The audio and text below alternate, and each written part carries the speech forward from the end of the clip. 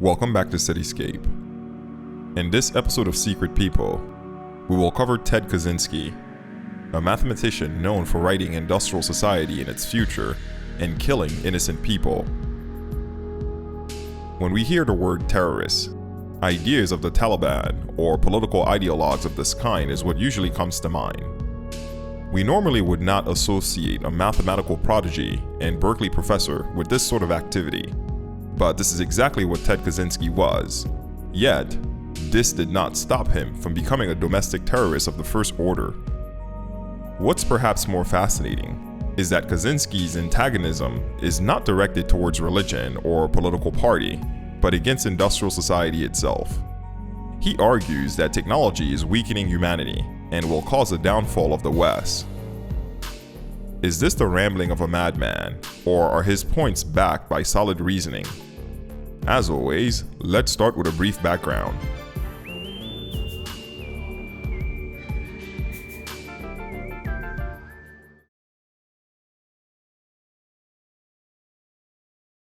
Theodore John Kaczynski was born on May 22, 1942, in Chicago, Illinois, to working-class Polish parents Wanda Teresa and Theodore Richard Kaczynski.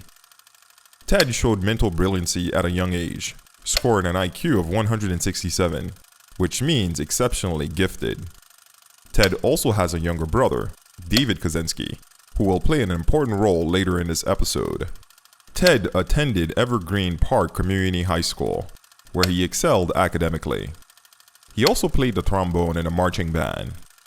Throughout high school, Kaczynski was always ahead of his classmates academically, and placed in more advanced mathematics. He entered Harvard University at the age of 16 on a scholarship, and after graduating, Kaczynski enrolled at the University of Michigan, where he earned his master's and doctoral degrees in mathematics.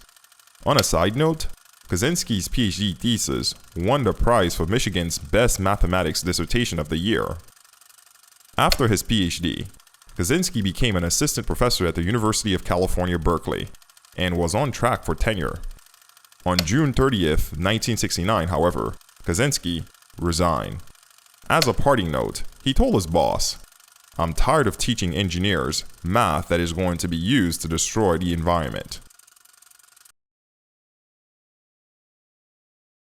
After resigning from Berkeley, Kaczynski moved to his parents' home in Lombard, Illinois.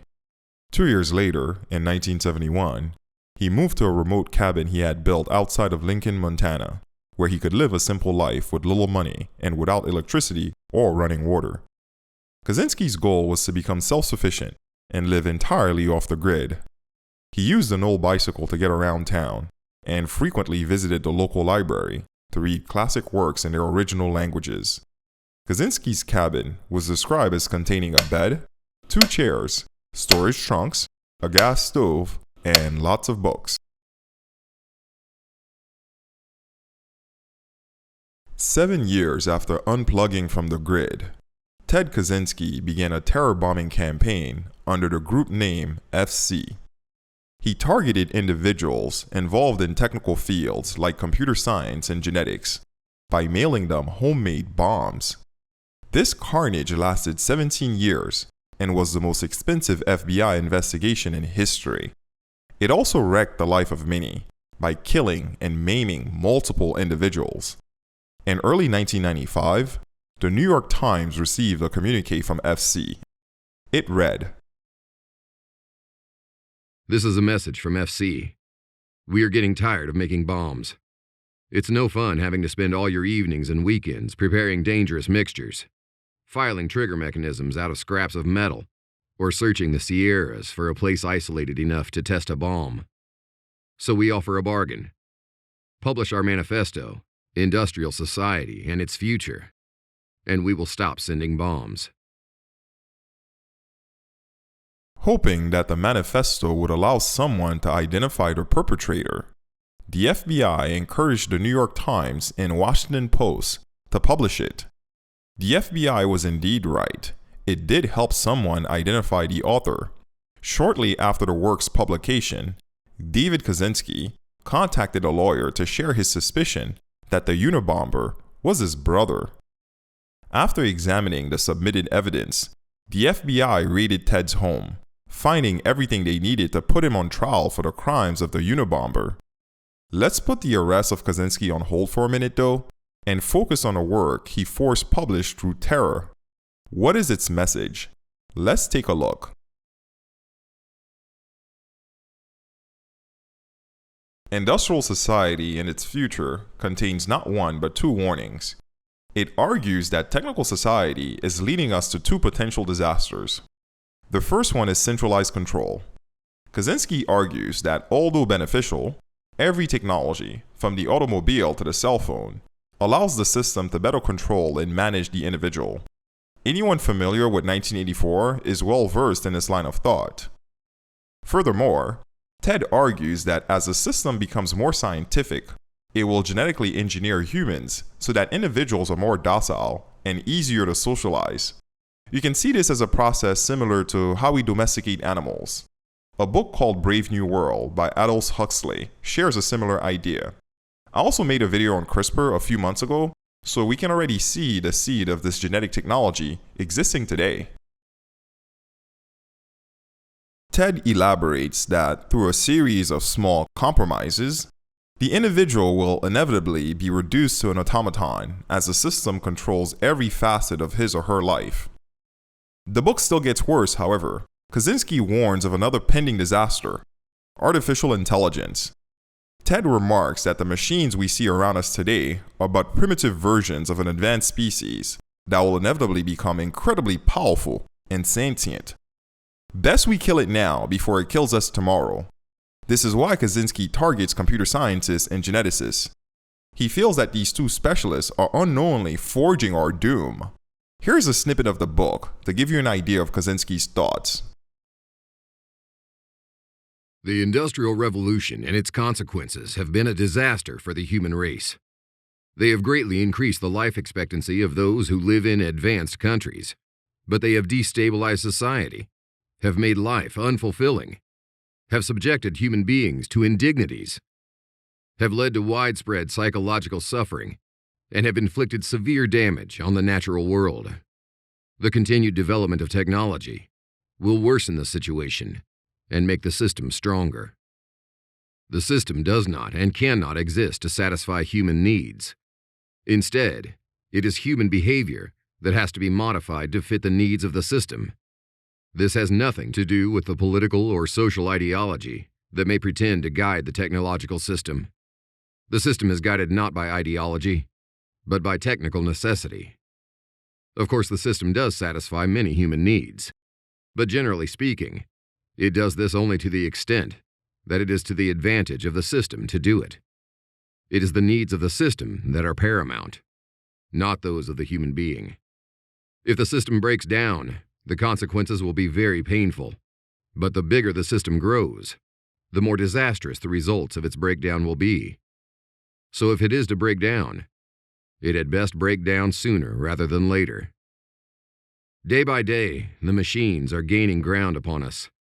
Day by day, we are becoming more subservient to them. The time will come when the machines will hold the real supremacy over the world and its inhabitants. Our opinion is that war to the death should be instantly proclaimed against them. Every machine of every sort should be destroyed by the well-wisher of his species.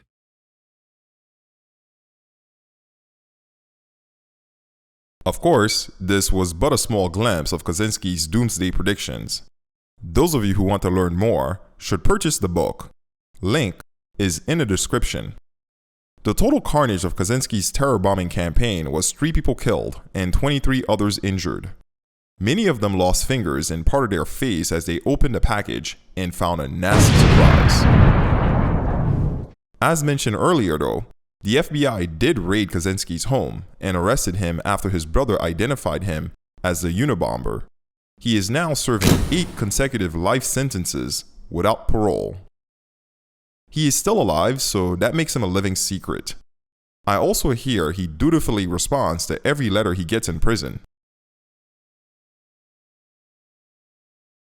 Speaking of investigation, one location you can check out is the FBI experience at their headquarters in Washington, D.C. Visitors to the FBI experience will learn how the Bureau operates in the field, at headquarters, and within communities across the country. They will also gain a rare look inside the organization's investigative divisions. They can see laboratory resources, professional occupations, and much more. What's even better is that the tour is absolutely free. You just have to reserve at the FBI's website. Those of you who want to have the FBI experience should save this location on a Cityscape app.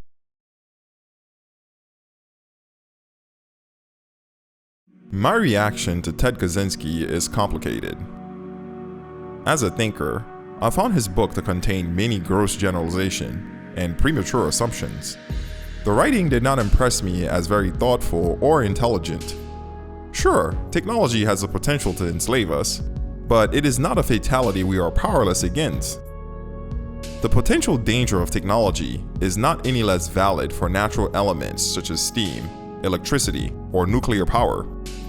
Everything, literally everything, has a positive and negative potential application, not just technology. As a software engineer, however, I do agree with Kaczynski in that machines will be a sentient species in the future.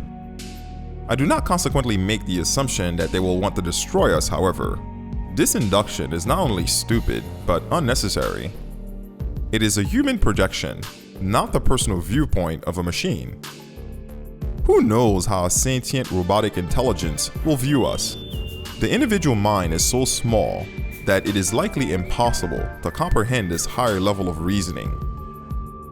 However, I am certain that if the AI is that intelligent, that all-knowing, it will see that humanity's evolution is not complete. As bad as the human condition may be sometimes, we are perfect becoming. Humans are gods in the making. See you next time.